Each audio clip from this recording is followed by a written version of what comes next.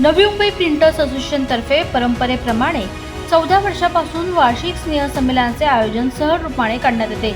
यावर्षीही वार्षिक सहलीचे आयोजन करण्यात आले होते। त्याप्रसंगी सचिन पाटील व राजेश पाटील यांच्या माध्यमातून नाटा फाउंडेशनतर्फे 2 बसेसचे सहकार्य झाले। दररोजच्या कामातून काहीतरी विरंगुळा मिळावा या हेतूने या सहलीचे आयोजन करण्यात आले होते। तसेच वर्षभरातून नवी मुंबई प्रिंटर्स असोसिएशनच्या माध्यमातून विविध कार्यक्रमही आयोजित केले जातात, परंतु त्यासाठी भूखंड उपलब्ध नसल्याने शिवसेना उपनेते विजय नहाटा यांच्याकडे भूखंडाची मागणी केली आहे।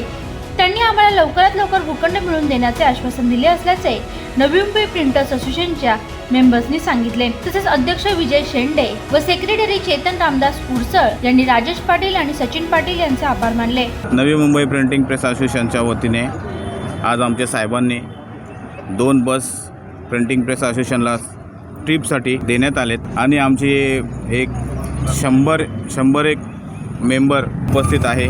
साहेबांचे आम्ही त्याबद्दल आभार व्यक्त करतो। प्रथमतः इथं उपस्थित सर्व नवी मुंबई प्रिंटर्स असोसिएशनचे मी तुमच्या माध्यमातून आभार मानतो आणि नवी मुंबई प्रिंटर्स असोसिएशनची ही 14 वर्ष चाललेली अविरत स्नेहसंमेलनाची सहल वार्षिक सहल असते आणि यामध्ये सर्वांचा सहभाग उत्स्फूर्तपणे येतो। दरवर्षी ह्या विविध कार्यक्रमही आयोजित केले जातात, परंतु त्यासाठी भूखंड उपलब्ध नसल्याने शिवसेना उपनेते विजय नहाटा यांच्याकडे भूखंडाची मागणी केली आहे।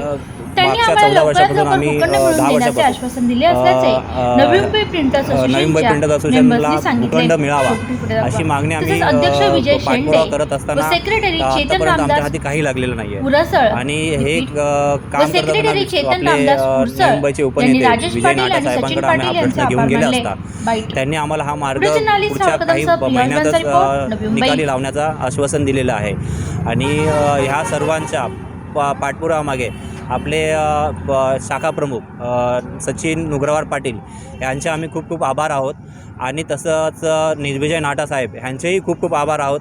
त्यांनी जे दाखवलेल्या शब्दावरती त्यांनी आम्हाला ह्या असोसिएशनच्या सहलीसाठी 2 बससुद्धा देऊ केलेल्या आहेत।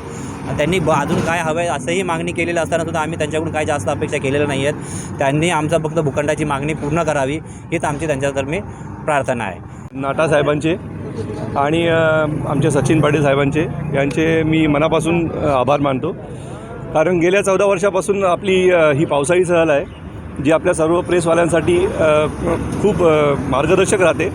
कारण वर्षभर जे आपले मेंबर्स काम करतात, जे आपल्या व्यापातून आणि याच्यातून त्यांची सुटका व्हावी यासाठी आम्ही दरवर्षी हा प्रोग्राम करतो की जेणेकरून लोकांना थोडंसं सहकार्य व्हावं आणि लोक एकत्र यावेत, हा त्यामागचा मुख्य हेतू असतो।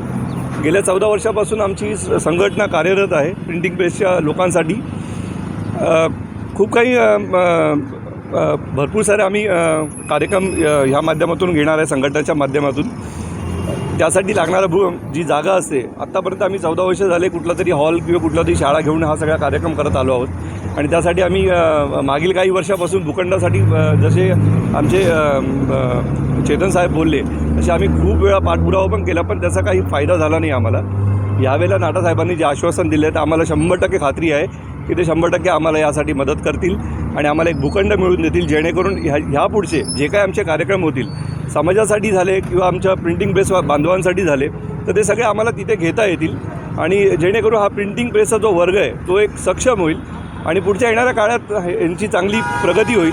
त्यासाठी मी नाटा साहेबांचे आणि सचिन साहेबांचे खूप मनापासून आभार मानतो आणि तुमच्या प्रेसवाल्यांचे पण आभार मानतो की तुम्ही वेळात वेळ काढून इथे आलात आणि आमचा हा जो प्रोग्राम आहे तो तुम्ही अटेंड केला त्याबद्दल मनापासून धन्यवाद।